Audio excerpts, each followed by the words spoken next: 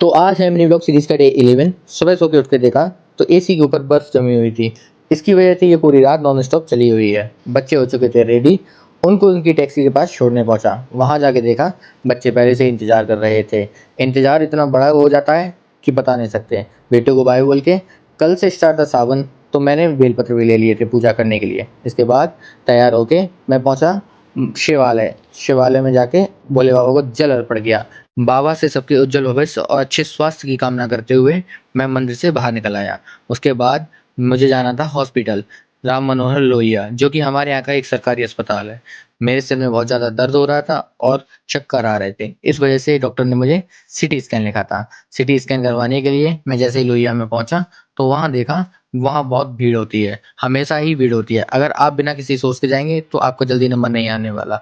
फिर मैं एक भैया ने मेरी हेल्प करी, उन्होंने मेरे सारे डॉक्यूमेंट्स बनवाए।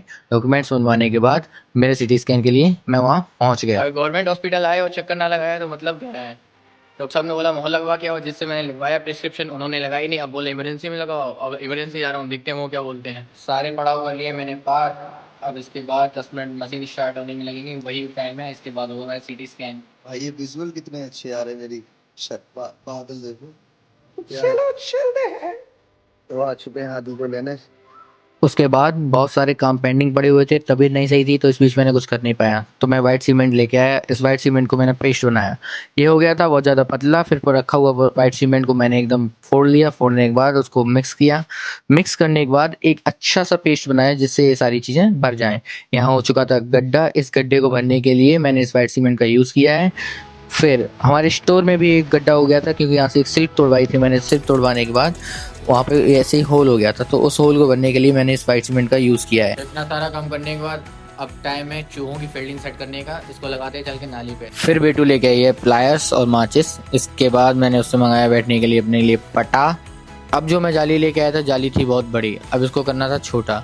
छोटा करना बहुत बड़ा टास्क है, क्योंकि मेरे पास प्लायर्स था। प्लायर्स इतनी ज़्यादा छोटी होती नहीं है।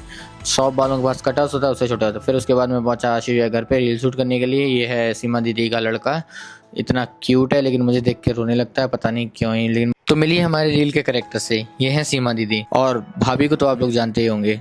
तो आज के दिन को करते हैं यही विराम। बोलिए जय श्री राम।